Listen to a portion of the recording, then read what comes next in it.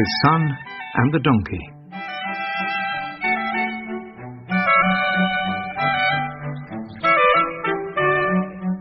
"Fetch our old donkey," the miller said to his son one day.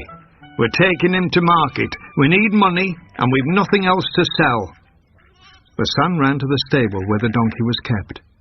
He threw a halter over its neck, and the donkey wasn't happy.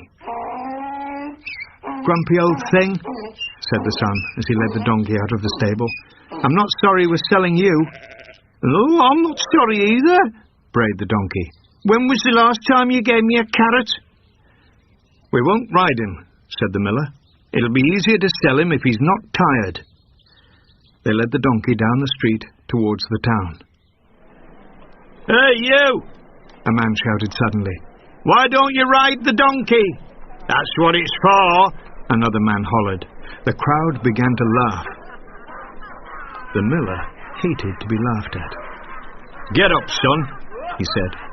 The son climbed up onto the donkey's back. "At least it's the smaller one," the donkey grumbled, as he felt the son's weight on his back. "Something to be grateful for, I suppose." But they hadn't travelled far before they passed 3 merchants, whispering and shaking their heads. "What is the world coming to?" the miller heard one of them say. "Get down, young man. Let your master ride the donkey." The miller thought he'd better do as they said. "Hop down, lad, and help me up," he said to his son.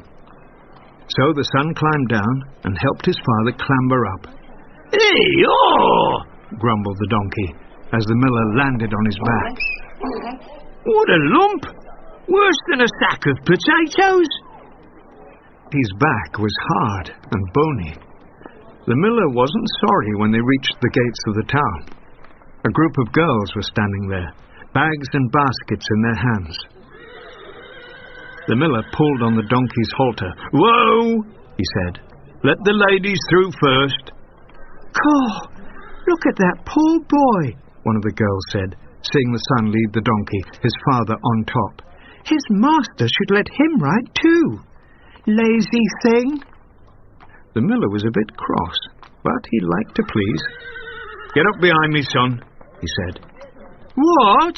Both of you at once?" the donkey screeched. "I'm an old donkey! Ee-oh!"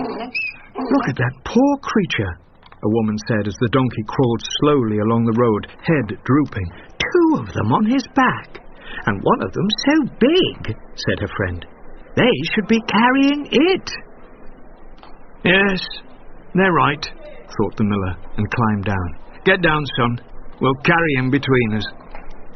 They tied the donkey's legs to a pole, the donkey slung between them. "Now they know what it's like to be a donkey, carrying great loads all day," he thought as the miller and his son stumbled down the street. The townspeople had never seen such a sight before. They ran out of their houses to watch. "Don't they look silly?" they laughed. The donkey hated to be laughed at. He pushed and he pulled, trying to free himself. Slowly the ropes that bound him began to loosen. "One more heave," he gasped, as they stumbled up to the bridge. And with a final tug and a kick, he was free. Over the bridge he tumbled. Down, down, down he fell, splash, into the river below. He thrashed and he brayed, but there was nothing he could do. "Ee-oh! Ee-oh!" he cried. "Ee-oh!" The miller watched helplessly as his donkey was swept away. "Silly me," he said, as he and his son trudged homewards.